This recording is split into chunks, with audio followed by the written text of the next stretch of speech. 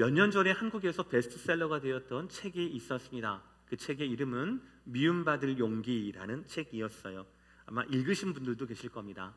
오스트리아의 철학자 알프레드 아들러라는 분의 이 철학과 사상을 일본인 작가분들께서 아주 쉽고 재미있게 풀어쓴 책이었습니다.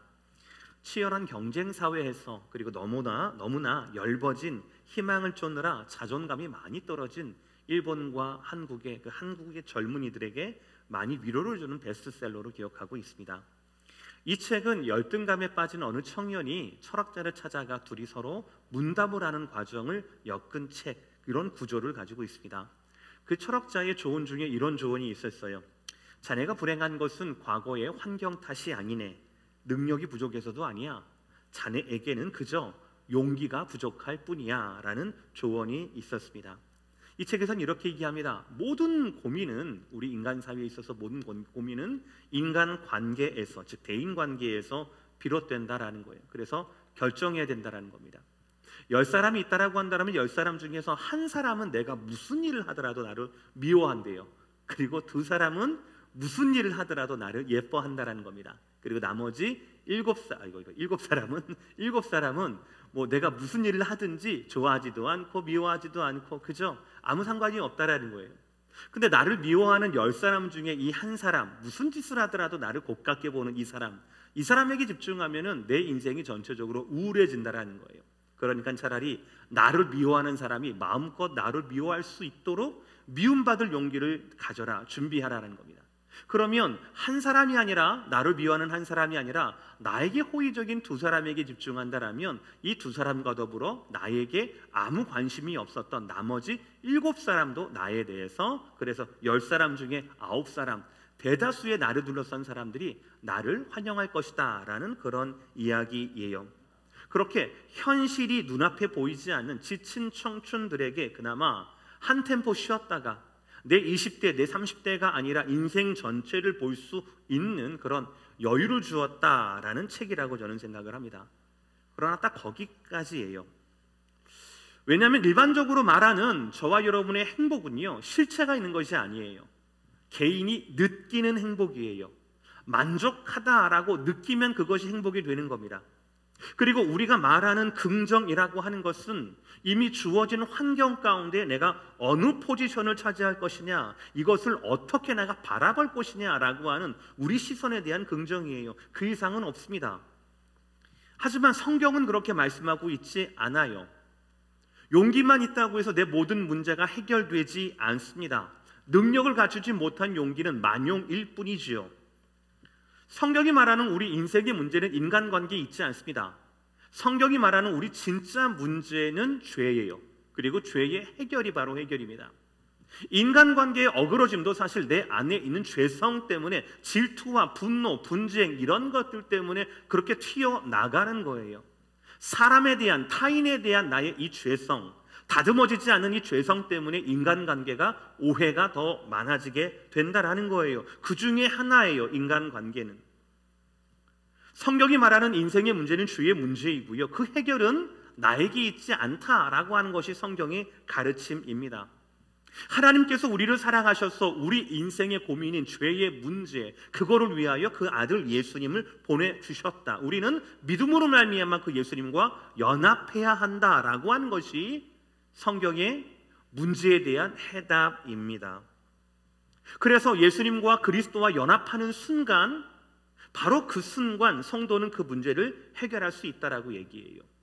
연합의 그 순간 우리는 전혀 다른 존재가 된다는 겁니다.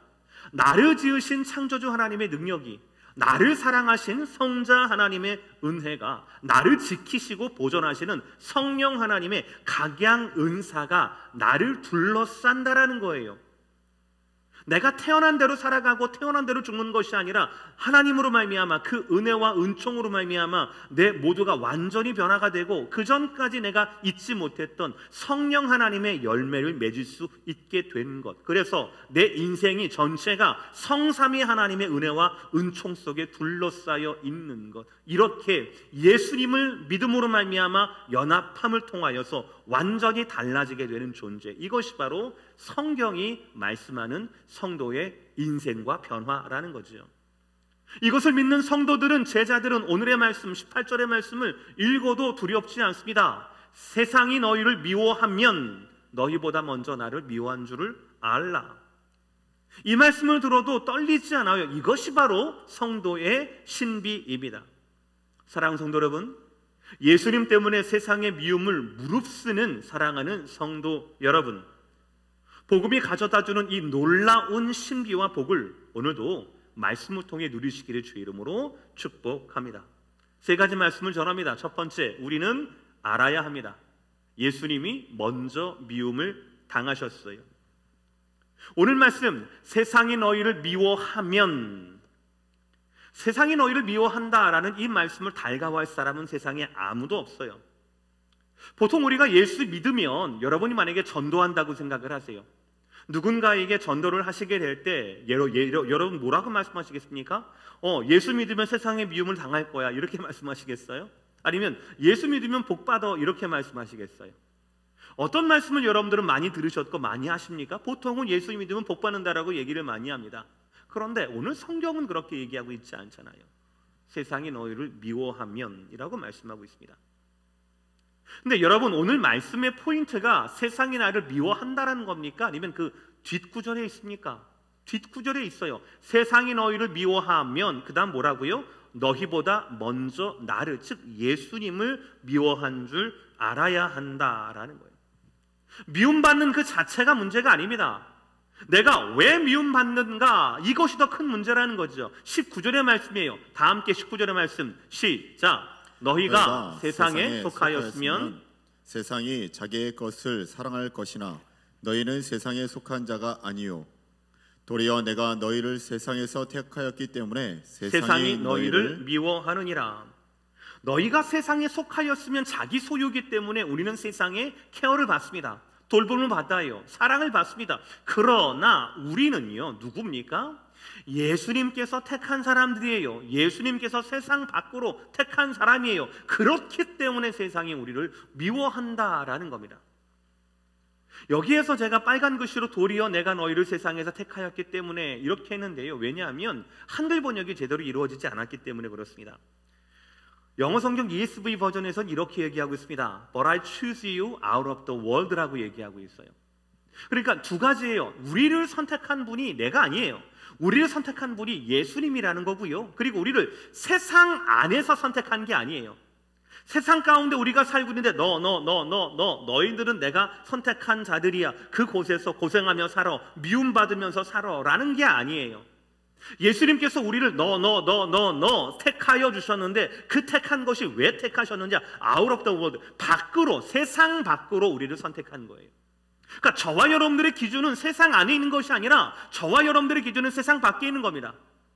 저와 여러분들의 삶의 요건과 삶의 조건은 세상 안에 있어요. 맞습니다. 물질도 필요하고요, 물도 필요하고 공기도 필요합니다. 먹고 살아야 돼요. 우리 자녀들을 교육시켜야 하는 겁니다. 세상 사람과 똑같아요. 그러나 같지 않아요. 왜? 저와 여러분이 향해야 할 곳은 세상 인사이드가 아니라 out of the world니까요.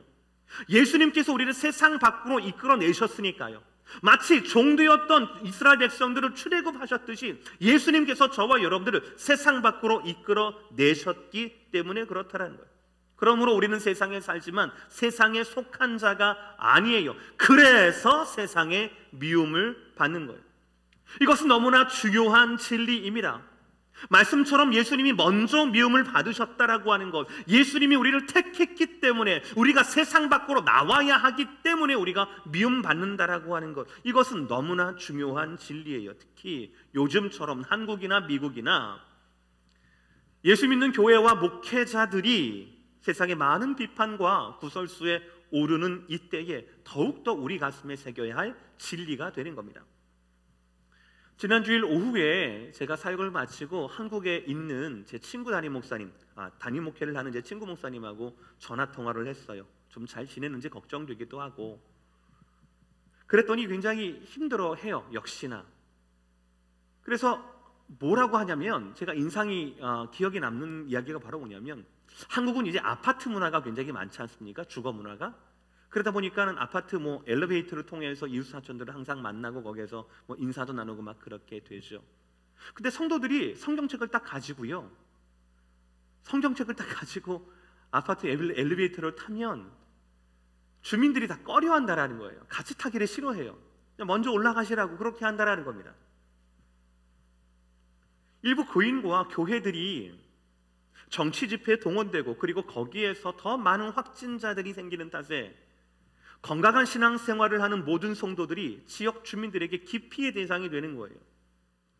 여러분, 이런 미움들은요, 오늘 말씀과 어울리는 게 아니에요. 헷갈리면 안 돼요. 저와 여러분의 잘못으로, 우리의 실수로, 아니 우리의 나태함으로 만들어지는 이런 미움은 수치스러운 겁니다. 성경이 말씀하는 게 아니에요. 성경은 뭐라고 말씀하고 있습니까? 우리가 미움받아야 한다라고 말합니다. 무엇 때문에요? 예수님 때문에 세상으로부터 미움받아야 한다라는 거예요. 교회는 예수 그리스도의 몸입니다. 그래서 예수님을 닮아가야 돼요. 그리고 그 길을 가야 합니다. 이것이 교회의 숙명이에요. 사명이에요. 예수님처럼 그래서 빛이 없는 세상에 빛을 전해야 합니다. 그 반응이 무엇이든지 간에 빛을 전해야 되는 거예요. 어쩔 수 없습니다. 우리 주님도 어둠 가운데, 우리 주님과 우리의 길은요, 어둠 가운데 빛을 밝히는 길이에요. 세상은요, 전쟁터예요. 하나님의 자녀들과 마귀의 자녀들의 전쟁터예요. 어쩔 수가 없습니다. 이 때문에 우리가 미움을 받아야 되는 거예요. 예수님 때문에, 그 사명 때문에 우리가 미움을 받아야 되는 거예요. 예수님 보세요. 예수님은 온통 그 삶이 미움과 박해의 연속이었습니다. 그럼에도 불구하고 그런 상황에서 끝까지 천국을 말씀하셨어요. 몇 번은 박해받는 자들을 피해 몸을 숨기기도 하셨지만 그때는 아직 돌아가실 때가, 즉 십자가 앞에 서실 때가 안 됐기 때문에 그래요. 예수님은 그들의 중심 예루살렘 성전에서 가장 대적자들이 많이 모이는 큰 명절에서 주님은 이렇게 말씀하세요. 요한복음 7장 37절, 명절 끝날 곧 큰 날에 예수께서 서서 외쳐 이르시되 누구든지 목마르거든 내게 와서 마시라. 이것이 예수님의 길이었습니다. 어두운 세상에 빛을 비추느라 가장 먼저 세상의 미움을 받으셨어요. 그럼에도 불구하고 그 가운데 외쳤어요. 누구든지 목마르거든 내게로 와서 마시라. 그 빛을 결코 감추지 않으셨어요. 구원을 선포하시고 당신에게로 오도록 초청하셨다라는 겁니다. 사랑하는 성도 여러분, 우리는 가장 먼저 알아야 합니다. 예수님이 우리 먼저 미움을 받으셨다라는 거예요. 우리도 예수님 때문에, 순전히 예수님 때문에, 그 사역 때문에 그 길 가는 것으로 말미암아 미움을 받아야 한다라는 거예요. 우리는 알아야 합니다. 우리의 교회가, 우리의 공동체가, 우리의 성도됨과 제자됨은 예수님 때문에 당하는 세상의 미움, 그것이 기본값이라는 거예요.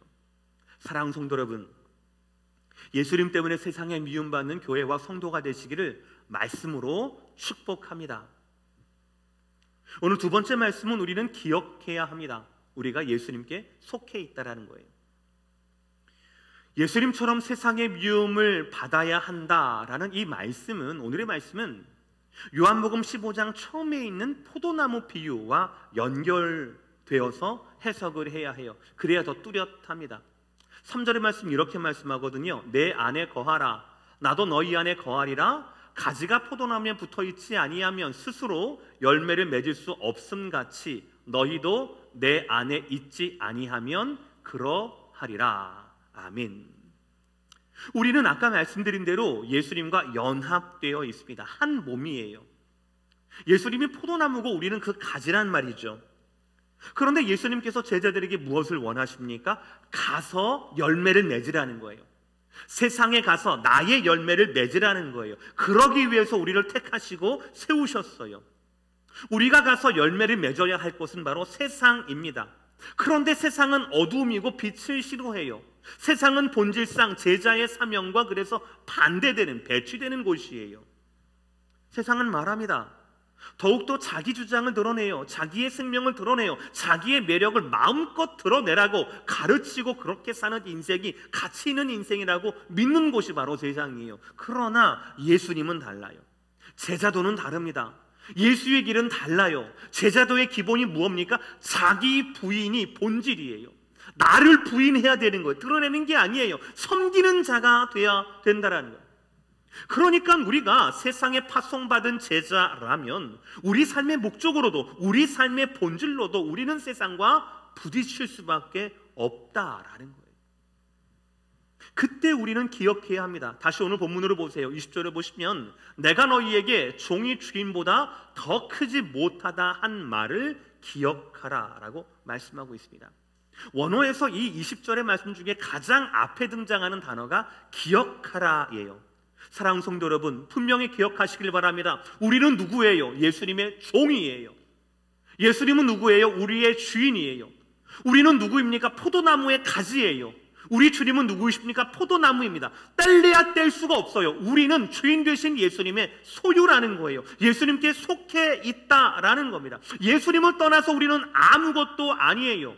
푸르른 잎사귀, 풍성한 열매, 이 모든 것들은 우리가 예수님께 속해 있을 때에만 가능한 원리예요. 사랑하는 성도 여러분, 이 원리와 진리가 이상하게 들려지지 않고 이것이 믿어지며 이 진리 때문에 눈물 나고요, 이 진리 때문에 세상을 향해 미움을 무릅쓰는 것, 두려워하지 않는 자들이 예수님이 선택한, 세상 밖으로 선택한 예수님의 제자이고 성도라는 것입니다.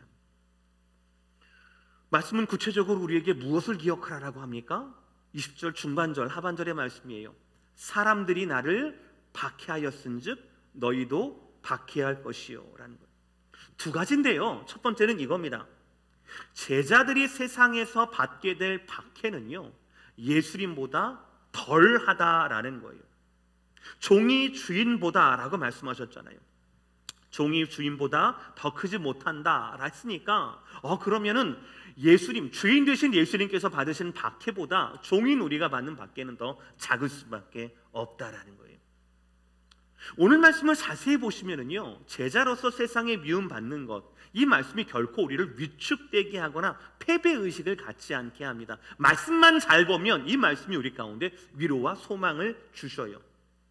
고린도서 4장 8, 9절 우리가 사방으로 우겨쌈을 당하여도 쌓이지 아니하며 답답한 일을 당하여도 어떻게 해요? 낙심하지 아니하며 박해를 받아도 어떻게 해요? 버림받지 않고요, 거꾸로 트림을 당하여도 어떻게 합니까? 망하지 않는다라는 거예요. 세상에 미움을 받는 제자, 예수의 길을 떠나는 제자들은요, 사방에 적이 있을 수는 있습니다. 그러나 그들 가운데 쌓이지 않는데요, 답답한 일을 만날 수 있습니다. 그러나 그것 때문에 낙담하거나 낙심하지 않습니다. 왜 그렇습니까? 예수님께서 더 큰 환난, 예수님께서 죽음을 당하셨기 때문에 그렇다는 거예요. 우리보다 더 큰 환난을 당하셨어요. 아니요, 제가 말실수했어요. 예수님이 당하신 것은 죽음이 아니었습니다. 예수님이 당하셨던 것은 뭡니까? 죽음 가운데 사흘 만에 살아나셨던 능력이 바로 예수님이 당하신 거잖아요. 예수님 복음은 십자가 죽음이 아닙니다. 예수님 복음은 십자가 죽음 후에 완전히 살아나셨던, 부활하셨던 십자가와 부활이 온전한 예수님의 복음 아니었겠습니까? 사랑하는 성도 여러분, 세상은 예수님을 어떻게 하려고 했습니다. 세상은 어떻게 예수님을 미워하려고 했습니다. 죽이려고 했습니다. 그러나 그것은 잠깐이었다라는 거예요. 결국 하나님의 아들 예수 그리스도는 그 죽임 가운데, 위협 가운데 놓이지 않고 그것을 오히려 영광으로 바꿔버리는 것이 바로 예수님을 향한 세상의 미움의 결론이었다라는 것입니다. 그러니 그 길을 따르는 우리들도 마찬가지라는 거예요. 박해를 당해도 버림받지 않습니다. 거꾸로 트림을 당하여도 망하지 않는다라는 거예요. 이 고린도서 4장 8, 9절의 말씀이 너무너무 귀한데요, 10절의 말씀은요, 우리 가운데 정말 귀한 말씀이 됩니다. 우리 다 함께 고린도서 4장 10절의 말씀 다 함께 읽겠습니다. 시작! 우리가 항상 예수의 죽음을 몸에 짊어짐은 예수의 생명이 또한 우리 몸에 나타나게 하려 함이라. 저와 여러분들이 예수를 따르면서 세상의 미움을 무릅쓰면서 예수의 죽음을 몸에 짊어지는 것은, 예수 십자가를 우리 몸에 짊어지는 것은 나를 미워하는 게 나를 미워하는 것이 아니라 나보다 먼저 예수님 미워했던 거고, 나를 선택한 예수님이 나를 선택한 거기 때문에 나를 미워한 것이라고 하는 그 십자가를 등에 지는 그 사명의 길을 짊어지는 것은 결국 우리에게 무엇을 결론으로 낸다고요? 예수의 생명이 우리 몸과 인생에 나타나게 하려 함이라라고 말씀하고 있습니다. 우리가 예수 십자가를 짊어질 때 우리 삶에는 무엇이 나타납니까? 죽음이 드려집니까? 아니에요. 예수의 생명과 그 능력이 나타난다라는 거예요. 죽음은, 고난은, 고생은 예수님이 대신 당하시고 예수님의 부활의 영광과 그 생명, 죽어도 살아나는 그 생명은 지금 우리의 삶 가운데, 세상의 미움과 환난을 당하는 우리의 삶 가운데 고스란히 드러난다라는 것이에요. 그러니까 이 말씀이 우리 가운데 위로가 되지 않겠습니까? 또 다른 한 가지 우리가 기억할 것이 있어요. 20절 맨 마지막 구절인데요, 내 말을 지켰은즉 너희 말도 지킬 것이라. 저는 이 말씀이 얼마나 감사하고 위로가 되는지 모릅니다. 무슨 말이냐면, 예수님은 죽이려 했고 세상의 모든 미움을 당하셨던 그 예수님, 그 살아계실 때도, 세상의 미움을 당하신 예수님의 인생 가운데도, 삶 가운데도, 그 가운데 12제자는 있었잖아요. 그 가운데 120문도는 있었잖아요. 그 가운데 성령 받기를 위해 기도했던 자들은 있었잖아요. 그들 가운데 사도와 제자들이 있었잖아요. 그것처럼 우리의 길에도, 사명을 짊어지고 가는 우리의 길에도, 우리의 말과 우리의 전도와 우리의 선교와 전도와 선교를 향한 저와 여러분의 땀과 눈물에도 반드시 하나님은 풍성한 열매로 갚아 주실 것이다 라는 위로의 말씀이 바로 오늘의 말씀이라는 거예요. 오늘 말씀은 결코 여러분들 우리에게, 야, 너네는 세상에 미움받았어, 너네는 끝났어, 너네는 그게 팔자야, 그러니까 그냥 죽은 듯이 그렇게 살고 있어, 그렇게 말씀하고 있지 않습니다. 그 가운데 빛을 드러낼 수 있다라고 말씀하시고요, 그 가운데 열매를 바라볼 수 있다라고 말씀하고 있다라는 거예요. 사랑하는 성도 여러분, 제자는요 주님께 속한 자입니다. 주님의 길을 가야 하는 자들이에요. 내 열매가 아니라 주님의 열매를 바라볼 줄 아는 자들입니다.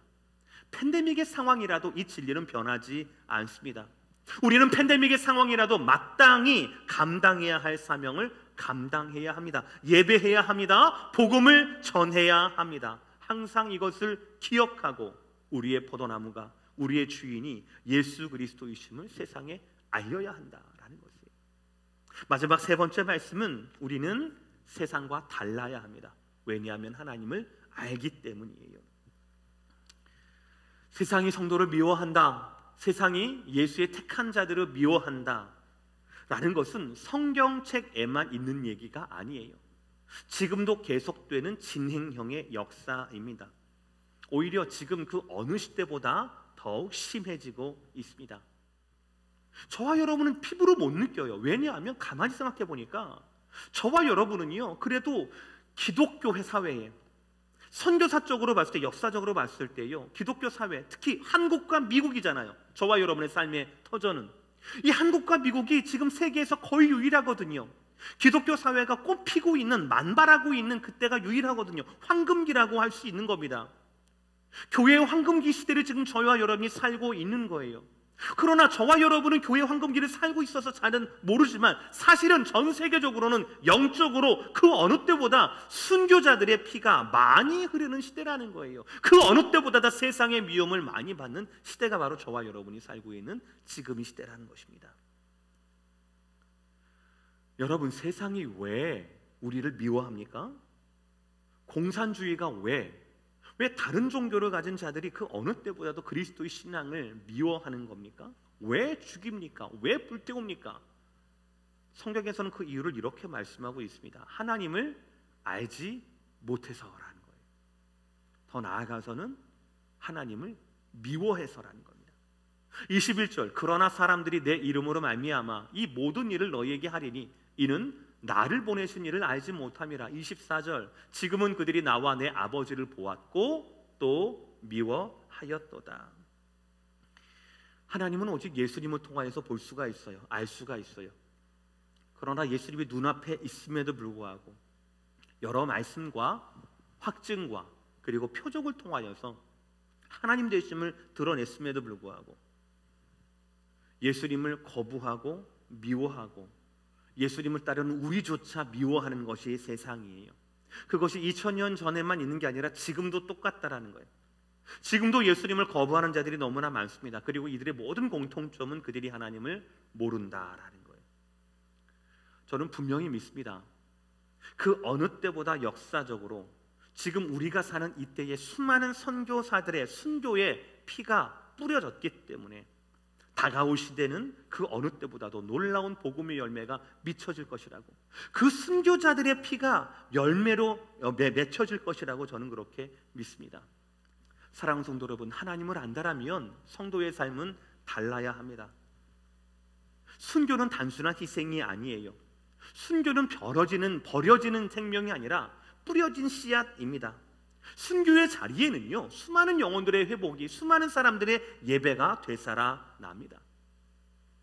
세상은 하나님 모르기 때문에 우리를 미워합니다. 우리를 죽이려고 하고 우리를 박해합니다.